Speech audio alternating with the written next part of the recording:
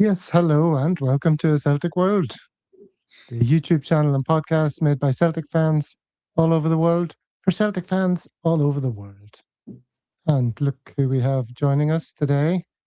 Dano, checking in from South Korea. Can we hear you?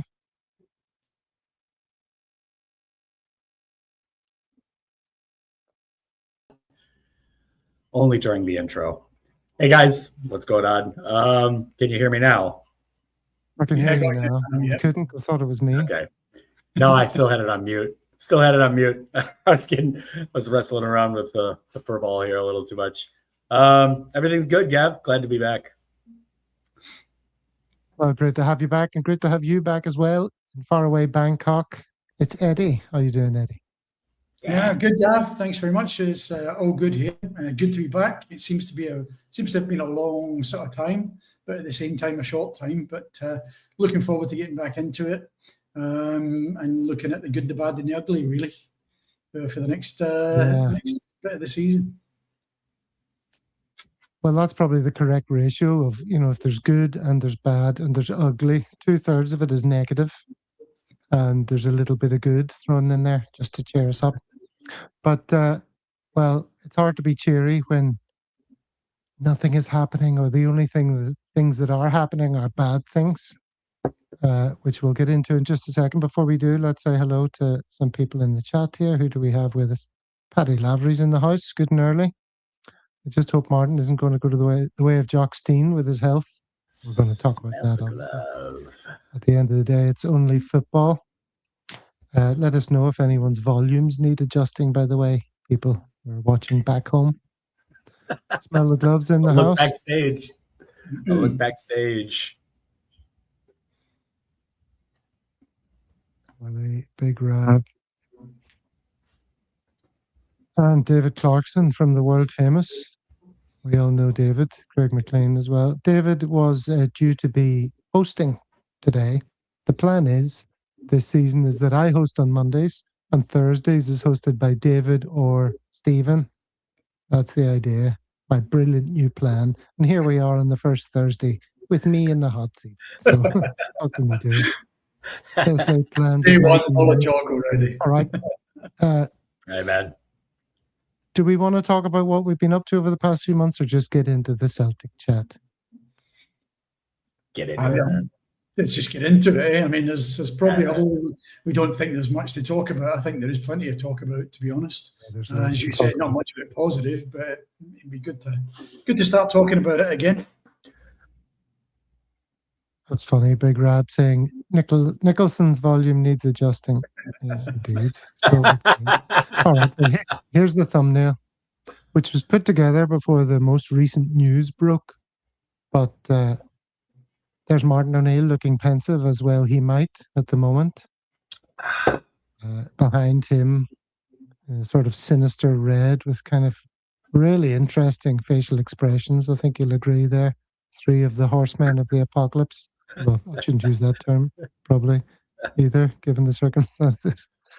And then 3 of our would-be targets. It looks like something from that picture. It looks like something from a mortuary. It looks like something from a mortuary picture, those 3 guys behind it. It's like 3 dead bodies. Well, what about Martin? He's in hospital for a couple of days, they say. And it's a minor procedure. The word, Eddie, that I thought was notable by its absence in that announcement was scheduled or planned or long in the diary. Yeah. So something happened. Oh, without a doubt. I mean, if it was scheduled, surely that would have been done prior to the first game of the season, you would have thought. So something must have come up. Or perhaps he's just managed to get, an opening in a hospital or something. I know from the UK, it sounds pretty difficult to get these kind of openings these days. So maybe it's just opened up for him. But yeah, it's a little bit concerning, especially if it's a procedure and then he's got to stay in for a couple of days. I mean, that tends to these days that tends to mean it's not that minor a procedure. If you've still got to stay there for a couple of days. I mean, it's not like it's day surgery and then he's out. So that's a little bit concerning. And we just got to hope that all's good and he gets back soonest. I mean, is he going to be at Killie at the weekend? Probably not, if he's not even out of the hospital yet. So yeah, it's a little bit concerning. But then I guess we've got to ask the question and say, well, what's the ratio of who's doing what on that bench between him and Malone? You've got to question that, I guess. And we'll probably see the answer to that in the weekend if he's not there. Yeah, have you seen the speculation online, Dano? People talking about what it might be. Not really.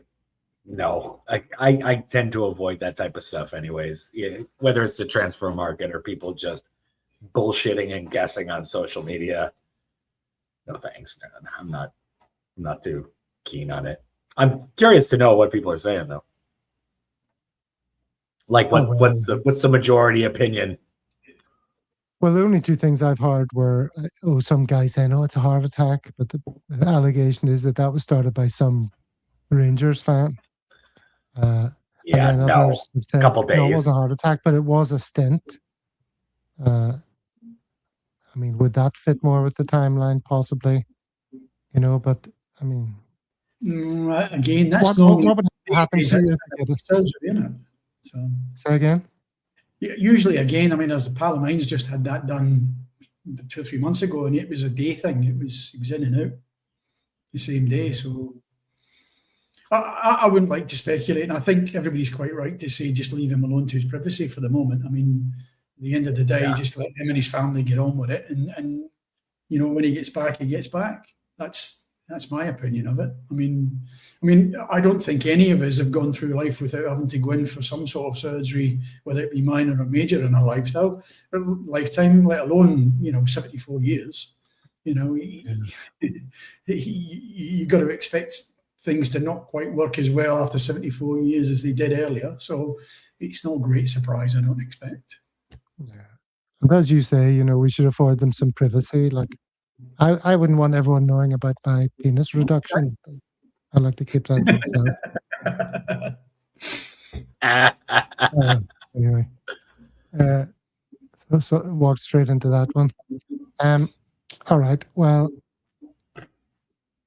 as you say, we're not quite sure who's going to be on the bench, or we're not quite sure who's going to be directing things from the bench, or how his absence will impact the game, or how his absence for a few days will impact the transfer, process. I mean, he's not involved in the nitty gritty, but if he's not around to talk to people and egg them on and push them and things, if indeed he's doing that, nobody knows. But anyway, that's what all the talk is, really. So let's get into some of this transfer stuff. I have a bunch of names and images to show next to those names, so we'll go through these relatively swiftly if we can. First up is this man. Dano, your thoughts? Bernardo. I mean, what's there to say? It's been pretty obvious he would move on sometime this summer, and I think that'd be good for both parties involved. It hasn't really made a mark. I feel like he hasn't really been given too much of a shot, to be perfectly honest. But Paulo moving on, I guess it was inevitable, or would be inevitable. That here we are, all just kind of shrugging our shoulders and saying, "Yeah, no great loss." When clearly a player of talent, former under-21 Portugal captain Eddie. Yeah, for him. Yeah, I think he's one of those weird players where, I mean, I always wanted to give him that second opportunity, that second chance. Because I thought there was something there, but he never ever actually took it, did he? He didn't actually take any opportunities when they came up. I mean, he'd play well in a game for 15, 20 minutes, and then you think, right, okay, that should spur him on. And then he'd play the next game and just be anonymous. So he was just one of those kind of weird and wonderful players that just, would be fantastic for 5 minutes and then disappear. It's a shame for him. I hope he does well where he is. He's going to Poland, right? It's a Polish team he's gone to. And I believe it's an option to buy. So even though it's a loan, if he does well enough, then they may want to buy him at the end. Let's be honest, if he gets time, maybe consistent time, then maybe he might improve his game and shows what he was actually, he's actually good at doing, and come back a better player. And we've had that in the past with players coming back and doing that. So you never know. But either way, the option to buy is a good idea as well. It's a sensible thing for us to do for a change, rather than just a loan and with nothing at the end of it. So I mean, the opportunity there, maybe getting some money back from him. I can't remember what we paid for him, to be honest. But anything coming back from him would be worth it. Mm-hmm. I thought maybe this season was going to be his chance because it's such a mess and we're hemorrhaging players, especially from our midfield.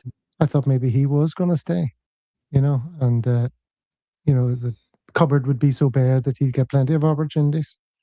But look at what Mahesh is saying here. If Bernardo's out, Celtic must know that they have some guaranteed incomings.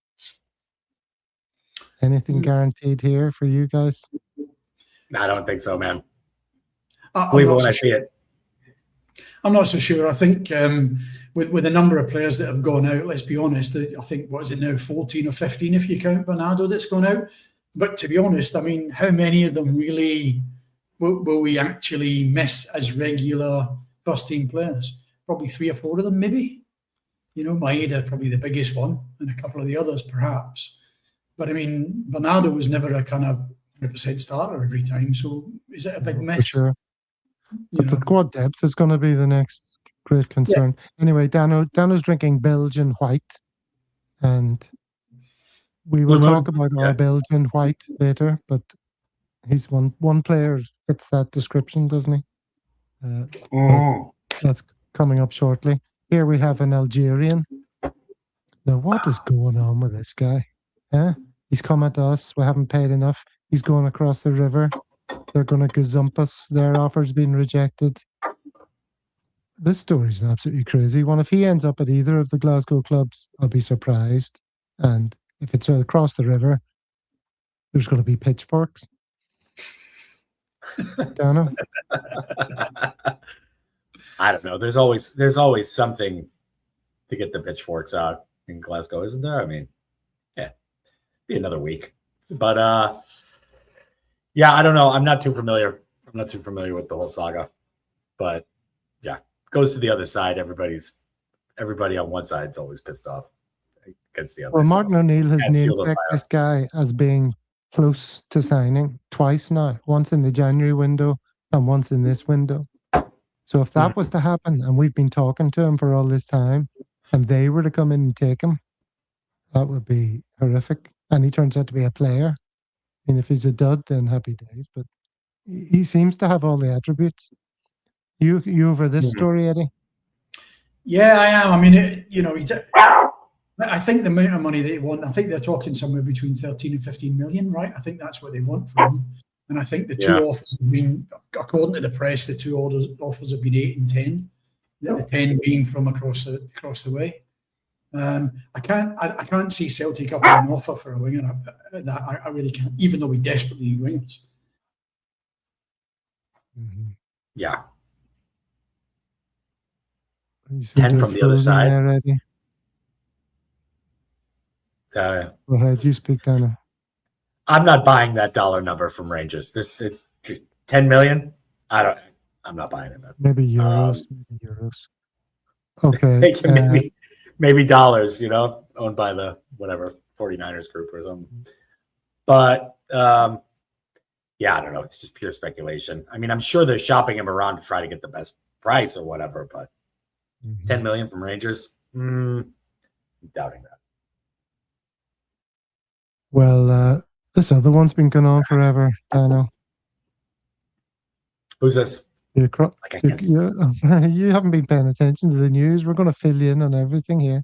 Nothing. Yeah. Just tell me the name. I might have heard it. I've been keeping up with the rumor mill on BBC or whatever, but just stuff. With this is Mika Bauer, the German young fella, under 21 German international, who, despite his moustache and forehead, is very young, and he's been playing at Paderborn in the second German division.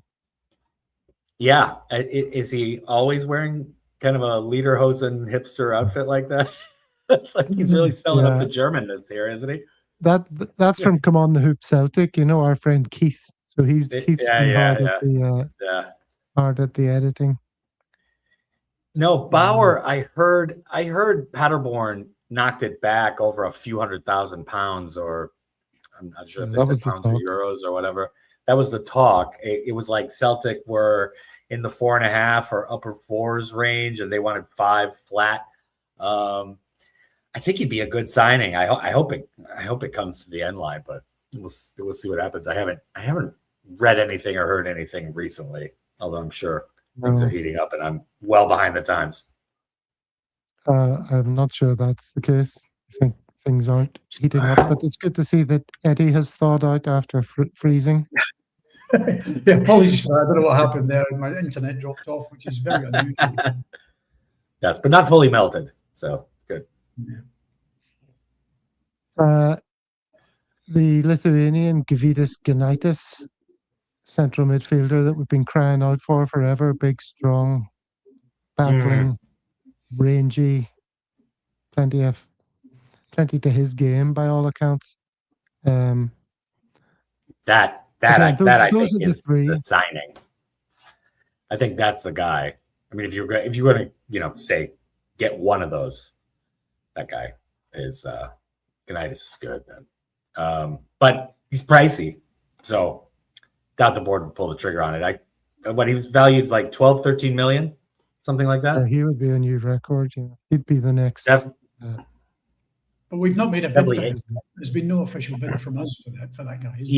I didn't hear anything like that. But that's where I heard the pricing was. Definitely 8 figures. Ginaitis would be fantastic. Gyvydas Ginaitis does sound like something you'd need to go in for a procedure for. Especially when in Bangkok. To specialize in those treatments. It would be fantastic, says David. It's not wrong. Yeah. All right. Here is our Belgian white, Dana. Celtic now face a huge decision on Arnie Engels. Is West Ham ready a third bid? If you're not across this, Dana, apparently they've bid twice. Second bid was up to about 20. And Celtic are saying, look, it's 25. Bid that and you can have him. I think seems to be the crack. I agree. Yeah, like 25 would be the minimum. This is kind of the typical back and forth with any of the English clubs. Once we have an established player, they're always trying to lowball everything. I wouldn't accept 20 either, but I don't know if it's between 20. If it ends up between 25 and 20, as long as it's over 20, because he still has plenty of time left on his contract, doesn't he? And I mean, he's just a fantastic player. So, gonna have to pay up for Engels for sure. Plus, with his age, profile, everything. Yeah. Sorry, Gyvydas Ginaitis, Smell the Glove says, sounds like an Asterix character. Are you both familiar with Asterix? Many moons ago that. No. It actually sounds like some gladiator more than anything else. Yeah. He sounds like a gladiator with like one of those kind of weird off-brand weapons like that most of the gladiators don't use. He comes out, he's using a giant hammer or something. You're like, holy shit. With a nail in the end of it. Yeah, exactly. Something. Only he uses that shit. Fuck, we're in trouble. Yeah. Well, Asterix was a character from like a comic book sort of character. Asterix the Gaul. Asterix well, that's from Esoterics, like the guy who fought Julius Caesar when he took over Gaul. No, I guess it would be. You're too highbrow for a Celtic world, Dano. I just know the comic books. You just know the pop culture reference, not the actual history. You're right. Okay. That's right. It sounds like a player, like some kind of simplified Anglicization of esoterics, and I'm not even sure I'm saying his name right. The old Gaul leader who got killed by Caesar. Well, I mean, I guess it could be, but asterisks obviously is asterisk, and obelix is obviously obelisk. So I think they just went through Obelisk, the dictionary, picking out words that ended in isk and changed it to X. Anyway, enough of this chat. Alistair Johnson, Eddie. Don't go. This one might go quiet. Yeah. You've seen this? Yeah, sorry, just to go back to the Engels thing, I first before we move on to AJ, if you don't mind it, I think what I was very surprised about is that the board didn't jump at the 25 million that Forest offered in January. That was the first surprise to me, and obviously, thankfully, they didn't, because he did actually turn it on for the closing section of the league. You know, again, he's another player that he's a bit kind of Marmite. He's a bit kind of, you either like him or you don't, hate him. And I think he does split the support a bit. I thought he was a good player. Again, I think he had more. He probably could give more in a game. The game at the weekend, Dundee, I thought he was pretty awful. But then it's not surprising if he's got one eye out the door. But yeah, out the door. We've got to hold on for as much as we can get. Yeah, out the door. One eye on the exit, one leg out the door. Yeah, but AJ, we really ought to be doing what we can to hold on to him. But I think he's already said he'd be keen on the move, right? I think from what we read. Again, the silence from the club is just awful, because all you're having to go by is people on the newspapers, and they'll just create stories anyway. So there's just nothing coming from the club, and if and then there's this business of him, the way he walked around Celtic Park on Monday night as if he was waving goodbye. Well, that's a lot of bollocks. It didn't look like he was waving goodbye to me. He was just wandering around clapping the support like everybody else was. So man. All these people who make up these, magical mystery stories about, this is the body language, he's on his way. And I mean, it's just absolute garbage. I mean, at the end of the day, with AJ, I think, again, don't we have all the cards as well? This with Engels, we can hold on to these guys. We don't have to let them go. And the worry is that we do it in typical fashion, is that we let them go and then we go hunting for a replacement. And that's the scary bit. And at the moment, I think we've only got Tierney at left back. Is Montgomery still in the house? I can't remember if Montgomery's still there. Is he the backup to Tierney at the moment? I don't even know if he's still there. But if he's not, I don't think so. Tierney, right? So, and the right wing, we're going off at a different tangent, but yeah, I mean, I want AJ to stay. I mean, we were talking some time ago about him being a potential future captain of the club, for crying out loud, and now we're all talking about him leaving. So I think we ought to be doing everything we can to try and hold on to him. I think the worrying thing is that I think. Was it him that had the direct call to Martinoneill about the approach was going to be made? Was it for him, or was that for Engels? That was him. No, David Moyes called him. Which again is pretty worrying when the managers are talking directly, which is probably where it came. I mean, Martinoneill said it himself, right? That didn't come from the press. That was directly from Martinoneill that he had that conversation. Oh no, there's definitely plenty in the story. And him walking around clapping, I think a part of him was thinking, this might be the last time, So maybe I should drink it in. Maybe I'll have 2 or 3 more chances to do this, but I should probably drink in the experience. But who knows? The one thing that gave me some comfort on this story was that Everton, social media accounts and stuff were saying, it's either between him or this guy, Nahuel Molina from Atletico Madrid. Let's go for the Atletico Madrid guy. He's far better. They're about the same age, but, it's Atletico or that Farmers League up the road. As they keep going with that, boys. Good. Keep going with that. Yeah. But then sadly, I saw this just before we came on air. AS Roma have reached a full agreement with Atletico Madrid on an 18 million euro package for the Argentine right back, Nahuel Molina, to AS Roma. So they might turn their attentions back to the Farmers League and reluctantly accept a player who would, I think, be excellent for them. But, yeah, they've I been just turned hope, off players from Scotland since they signed Patterson. That was all a bit of a disaster for them. yeah, I mean, I think the shame about it is the number of players who leave us and go to the teams down south, and then you find that, like we've said before, I think somebody's been literally just, Chris has just said it, grass is greener, and they just think that, and they go down there and they end up sitting on the bench, or they end up sort of playing for the second team or training the boys, or so I think they've all got to think of that as well. I think they've got to think about that. Also, it's one thing to be sitting on the bench for, say, like Tierney at Arsenal. It's another thing to be sitting on the bench or getting minimal playing time for a miserable fucking squad. And Everton strikes me as exactly that. Maybe Moyes can bring him back or whatever. I think he's kind of lost his magic ever since getting touched at Manchester United. But yeah, sitting on the bench for a miserable, second tier club, even in the Premiership, is not ideal, man.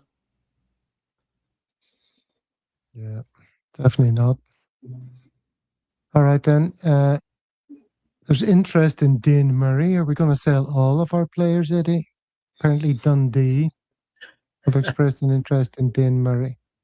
And we're already pretty short at the back. We're an injury or two away from a ridiculous lineup of centre-backs. Well, I think... Sorry. Go ahead. Well, just what's your response to that? Well, I think Celtic have said, I've heard that Celtic have said they're not interested. It was a loan move, right? It weren't going to sell him. It was actually a loan move to Dundee. But from what I've seen, they've said no to it. They're not going to let him go. But yeah, I mean, it's just another sort of defensive guy gone if he goes, and we're just getting thinner and thinner on the ground.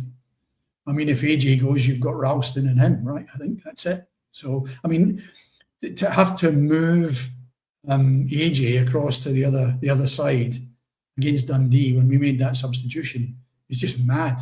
It's just madness. Yeah. I think that's where we are, a few days away from a Champions League qualifier. That scares the life out of you, really.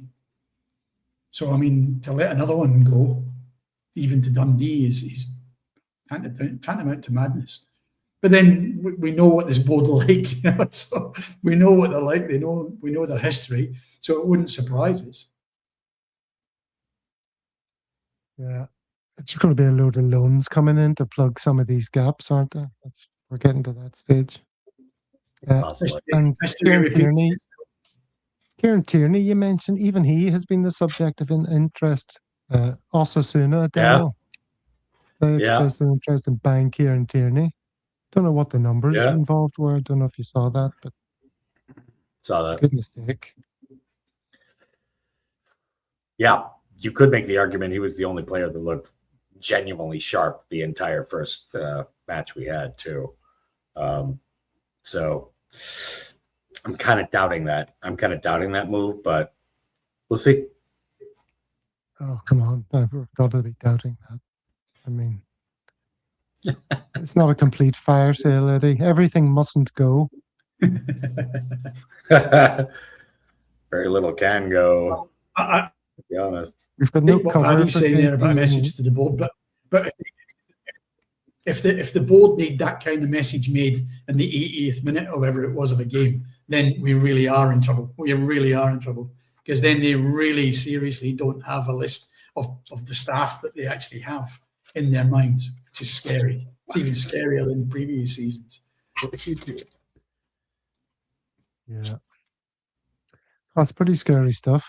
But we're just in this sort of purgatory. We've no idea how it's all going to shake out. Are these really highly rated players going to start coming in one by one and bolstering our squad and giving us hope? Or is the fire sale going to continue? Are we going to delay it until after the Champions League qualifier? Then we sell our big boys, and then we look around only to find that our replacements have all been snapped up by that stage. The bigger worry for me is Callum McGregor, because I still don't recall. I mean, Martin O'Neill said him and Carl Mack were going to sit down and have a chat. I don't recall Martin O'Neill actually categorically saying he had done that and saying 100% that Carl Mack was staying. I don't remember him ever saying that. And fair enough, Carl Mack, nobody's going to say that I'm 100% going to stay. I mean, that's probably stretching it a bit. But my concern is, and this always rings in your memory, is that, and we love this word on this channel anyway, we love this word, that Carl Mack wanted Celtic to match his ambition, right? And we've always said, where is the ambition? And if we get to the Champions League qualifier and we still haven't anybody else in other than the two we've got, and Carl Mack's still there, and we have a horrendous 2 legs, you've got to wonder whether Carl Mack's still there after that. You've really got to wonder it. Yeah, you know? He did an interview there recently, and I saw some of the Celtic channels interpreting the interview as him saying he was staying. You know, it's where he wants to be. It's never in doubt, sort of thing. But then the record, we're saying on one of their shows, he was less than crystal clear, unequivocal about that. It wasn't. He didn't go as far as, you know, they thought he might. So he's left the door open, Dana. Sorry. Well, and why wouldn't he? I mean, why shut the door, even rhetorically? I mean, this is his career we're talking about. So, I mean, if the future suddenly came up that didn't involve Celtic and the club said, hey, well, we think you need to move on. We think you're getting on in years, blah, blah, blah. You know, why wouldn't he leave a couple of rhetorical doors open? I mean, that just doesn't sound smart in general when you're talking about, you know, your bread and butter, man, your career, your moneymaker. You know, that's what you should do. And I'm sure he had plenty of agents consulting him, you know, his agents consulting him about what to say, how to put it. And, you know, I agree. Rhetorically, I don't think he completely shut the door. I think the newspapers overreacted to it, or whatever, people covering it for Celtic. So I think any good professional would do that. I don't think it's a surprise at all. I think anybody that says, you know, this is where I want, I can say this is where I want to be, but then right. you can add the word but if onto that. You know, we can all say this is where I want to be, but if you know they don't do this or do that, then right. This is where I want to be is the present tense. Nothing about the future, nothing about anything else. So yeah, why wouldn't he do that? Of course, this is where I want to be. Good, all right. But yeah, people took that too far in their analysis for sure. Well, this Champions League qualifier is so massive, right? Because if we make a balls of it, if we Kairat it, there's no Champions League this year. There's there's 3 qualifying rounds next year or something crazy. So that's highly unlikely, you would have to say. And if you're McGregor's age and you're thinking, really, I just want to put in another couple of seasons in the Scottish League and a lesser European competition that the fans aren't interested in, or one big last payday, possibly Saudi and all that talk, who knows? But on the subject of this Champions League qualifier, we haven't heard your reactions to who we got in the playoff. It's Lask, the Austrian champions. And here's a headline: Martin O'Neill wants additions before Champions League test versus Lask. And he's also said, oh, you know, it would be very nice if we didn't sell our best players before this game. That would be, you know, utopia. That'd be grand. Yeah, you better not. This team seems pretty fierce, man. I mean, they kind of had the same trajectory as us last year. Just kind of pulled it out at the end of the season, pulled off the title. Their form towards the end of the year, I'd say for like the second half, was amazing, and they've been thumping it. We better be ready. We thought to be ready, but I mean, how are we going to be ready at this stage? How are we going to be ready? Don't sell AJ. That's all I gotta say. Like, at least do it after after the tie. But man, AJ. Well, but look, if you even look at it, if nothing changes right from the Dundee game, if nothing changes from now until the Champions League qualifier, and we go into that Champions League qualifier still having to swap over left back and right backs, and bring on the people that we brought in, the 35-year-old James Forrests and Donovans and God knows who else, then you've got to say to yourself, what on earth, and that's worst case scenario, of course. But even now, you've got two players that we've brought in, right? How much have we spent so far on those two, right? Who and Duran. We're playing Duran out of position on the wing, and then we've got Sinisalo lumping a ball up with who with his back to the goal at halfway line. Something he doesn't do and hasn't done for his team for a long, long time. So what was the point in buying these two guys on the basis of watching them playing for their teams and the positions and the work they were doing, bringing them to Celtic Park and then telling them to do something completely different and hoping it's going to work? It's total madness. And that's what you're going to end up with in 10 days' time or 12 days' time when we're in the Champions League qualifier.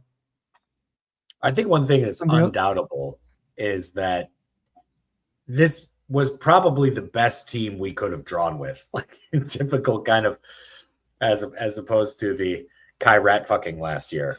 This was probably the best team out of the group that we could have gotten, and lo and behold, this is who we get. It's probably the toughest test of who was left. So. I mean, well, two things I'd say about that. One is, how do you think that conversation goes with the likes of Engels and AJ? Us saying, look, I know you're very excited that your career is about to take a step into the Premier League or whatever. You're going to go to, a more glamorous scenario. And it's your career we're talking about, and this is your big moment, AJ. But can you just wait until after this? Can we just put it on hold till after this game that's coming up? And then we'll see what the lie of the land is. And he's but thinking to himself, but Everton want me, got to close the deal while the interest is there and all the rest of it. So how does that work? How useful are they going to be in that scenario? And secondly, when you bring new players in, we're bringing them in and expecting them to have an amazing debut, pretty much. It's going to be in a European qualifier.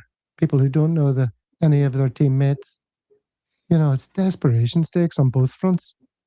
You can quite easily picture that all players involved in that scenario, the ones we're trying to keep and the ones we've just brought in, are going to be garbage in that game. It's hard to say. Response to the Sam. I think it's a valid point. It's a valid point, and that's the worrying bit about it, isn't it? Is if you end up in that qualifier and you don't have Engels and you don't have AJ, and you're putting another two players in there rather than McCowan or whoever, then you are struggling, especially if it's their first game. Because let's be honest, they're not going to arrive between now and Sunday probably to get a game against Kilmarnock. And even if they did arrive, would they put them in? Whoever's managing the team on Sunday, would they put them in? So they're not going to have a great deal of time before they're actually playing in that game in the qualifier. It's such a recognisable scenario again, a familiar scenario again, that we're underprepared as usual. Just waiting for players to go out before we spend any money. It's absolute total madness. But then they do it every year, which is the epitome of madness, right? We're doing the same thing and expecting to get a different result. Just crazy.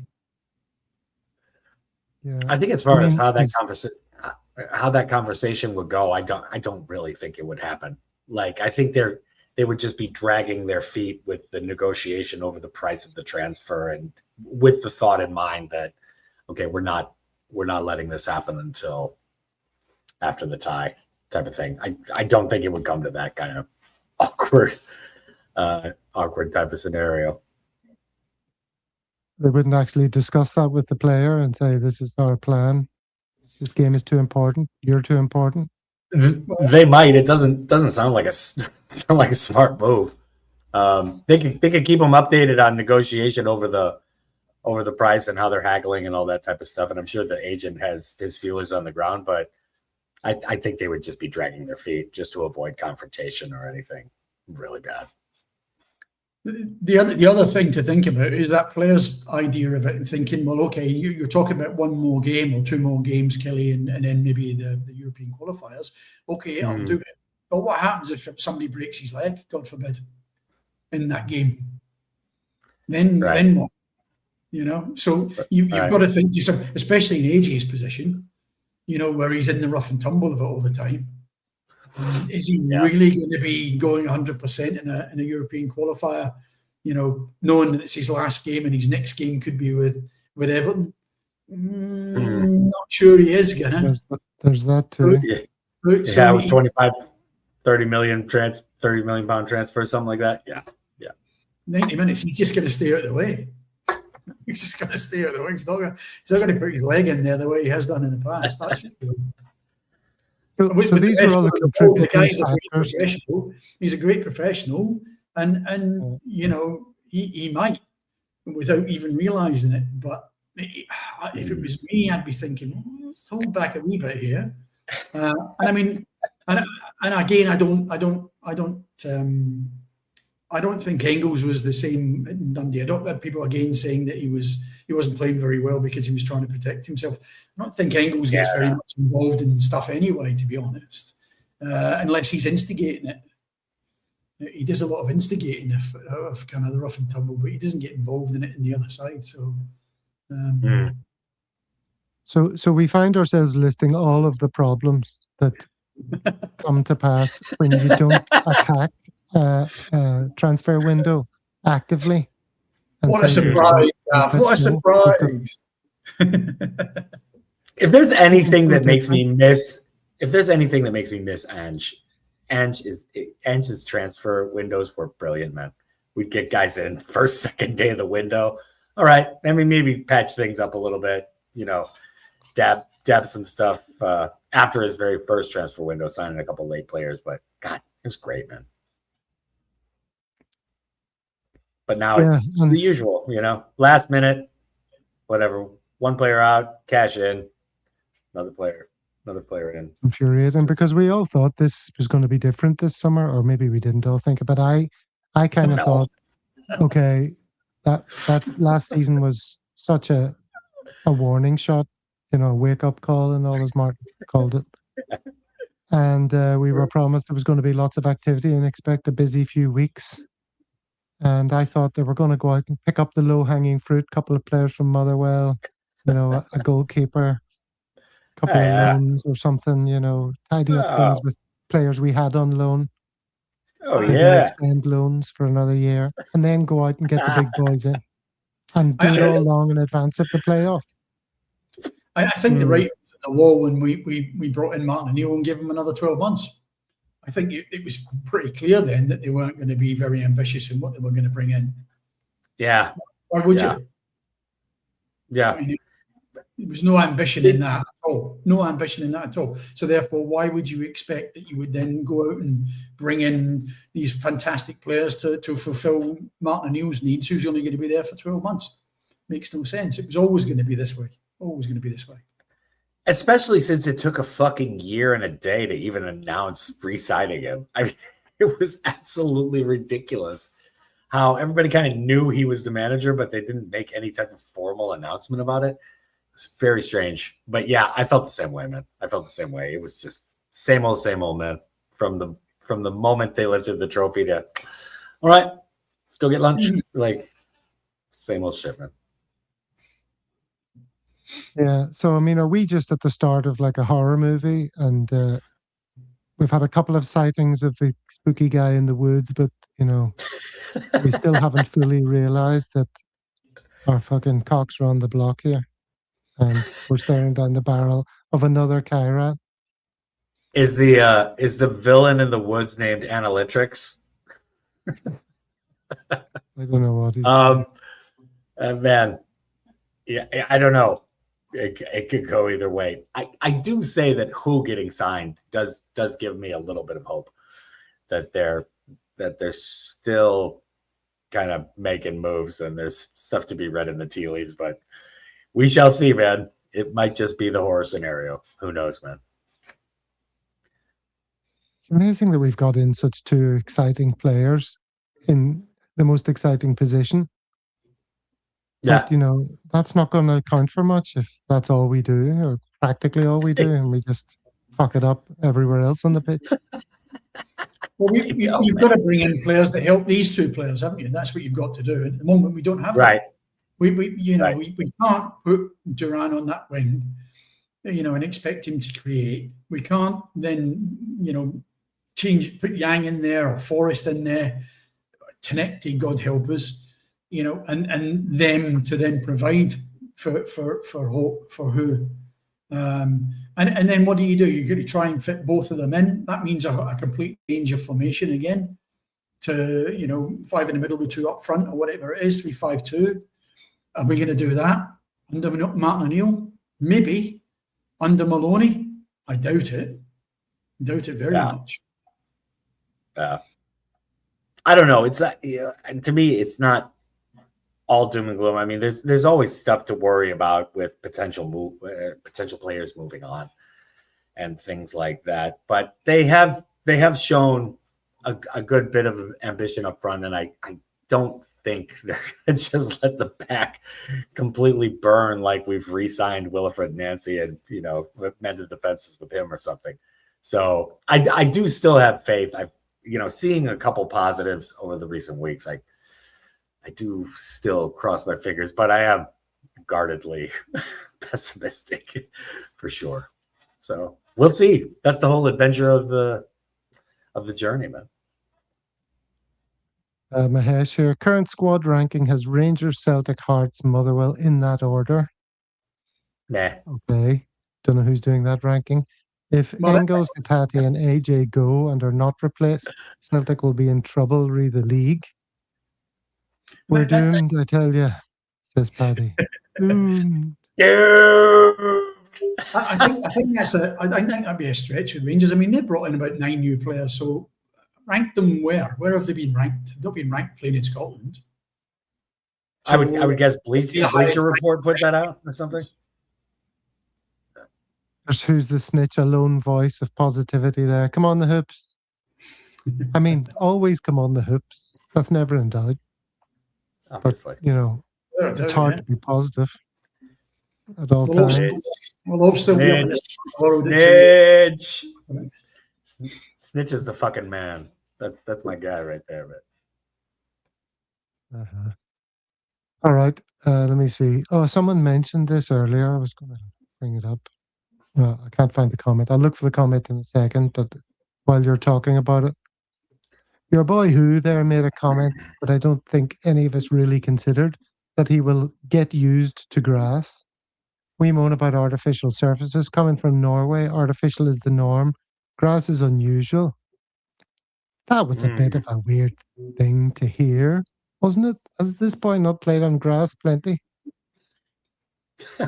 Well, one of the reasons we bought him was for his goals in the Champions League, and I'm sure as hell there's not many plastic pitches in the Champions League, right?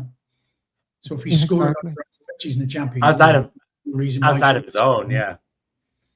Well, he's going to be playing on plenty of plastic in Scotland, isn't he? I mean, there's going to be at least a few fixtures away where he's going to be right at home, so it's going to be beautiful. There's only one now, isn't it? Is it only four? Yeah, there's only one. It's down to one. Who is it? Falkirk. Falkirk has plastic pitch.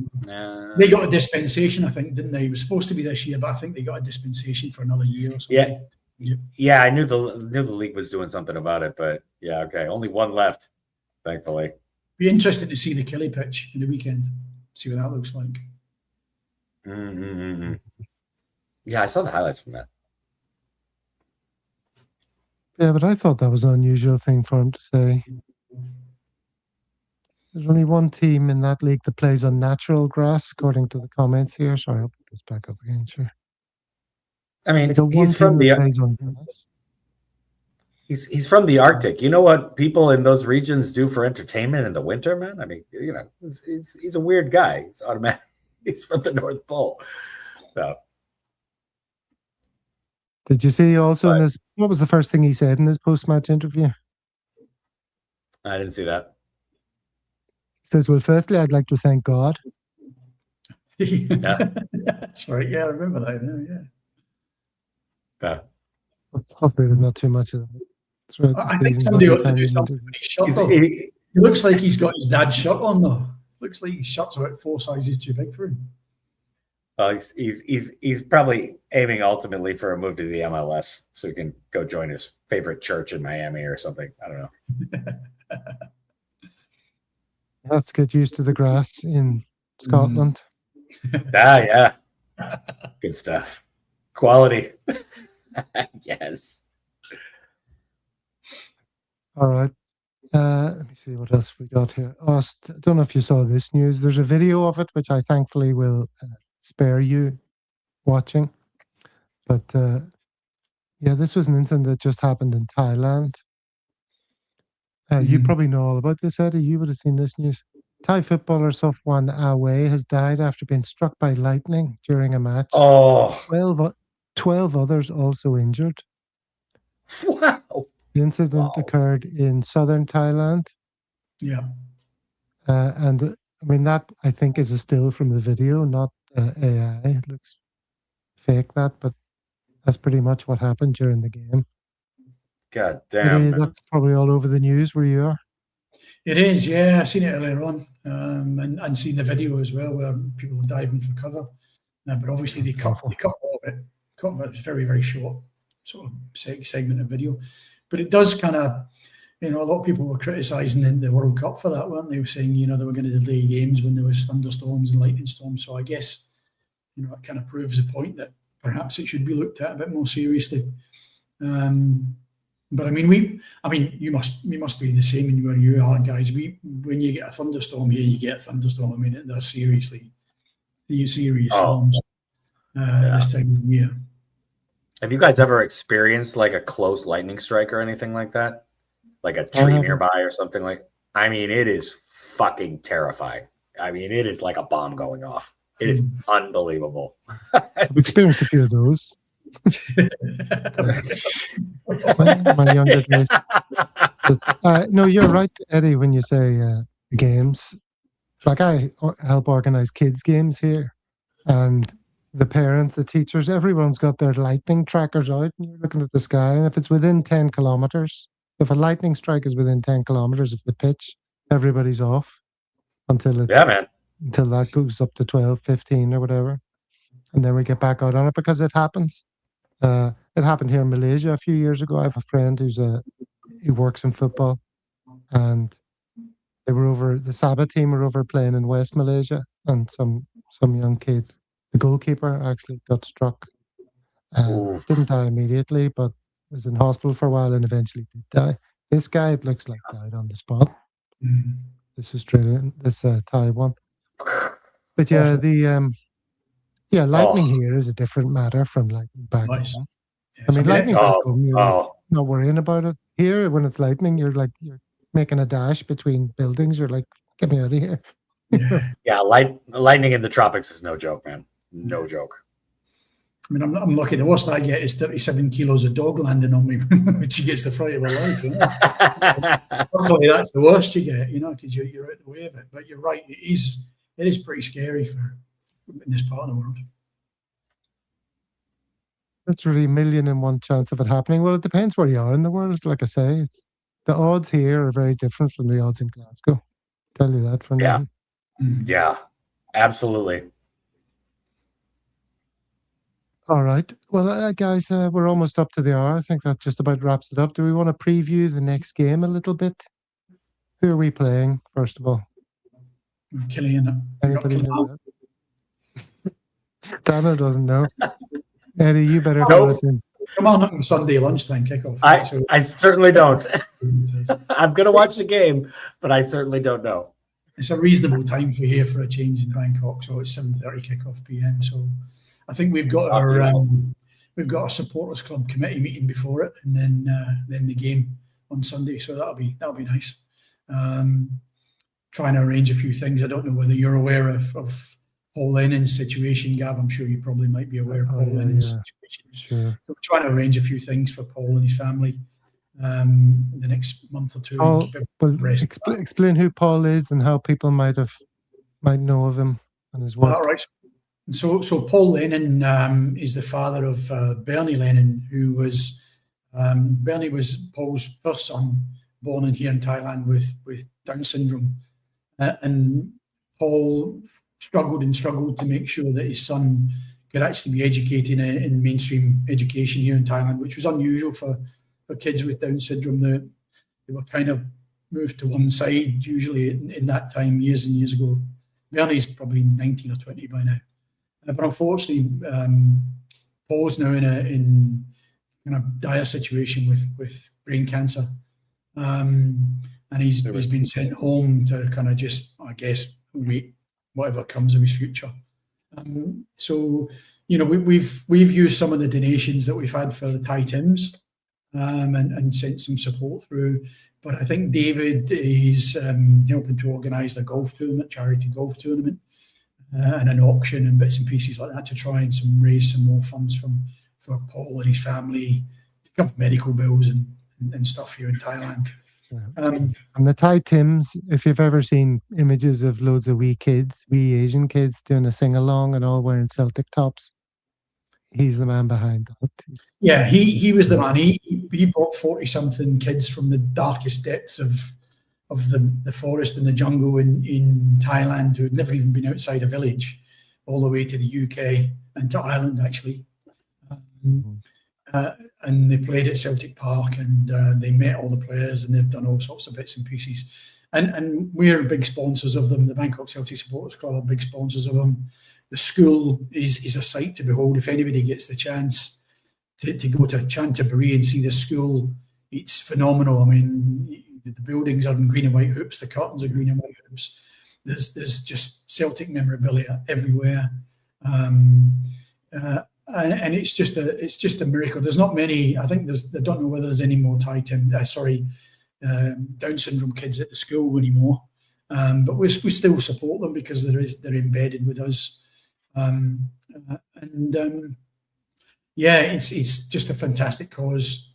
Paul just put everything into making sure that he did voluntary work, him and his wife Pun, to support the school on the basis that his son could be educated. And I think they ended up with 5 or 6 Down syndrome kids coming in from different parts of Thailand at the school, which was good news. But I think there's not many there now. But yeah, that's what we're doing. But sorry to go back. We've got the game on Sunday, but Kilmarnock, we'll see their new pitch.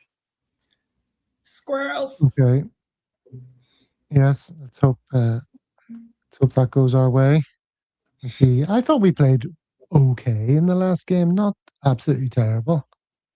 Yeah, I agree. It was watchable enough, but hopefully it'll improve. And of course, let's get some players in. But it's been a kind of sobering experience today. We've talked about what you've just talked about there in Thailand. There was also the incident of the guy with the lightning. And of course, we started off the show talking about our very own Martin O'Neill being in the hospital. Obviously, we wish him well and hope he comes back fit and strong from that. But just goes to show you, lads, life is very fragile. Does it not? Yep. So we love you all very much. Let's send out some positive vibes into the world. As we wrap up this show, enjoy the game, and we'll all be back on Monday, gents. So until then, all the very best to you. Look after yourselves. Hail, everyone. Hail, go. Back at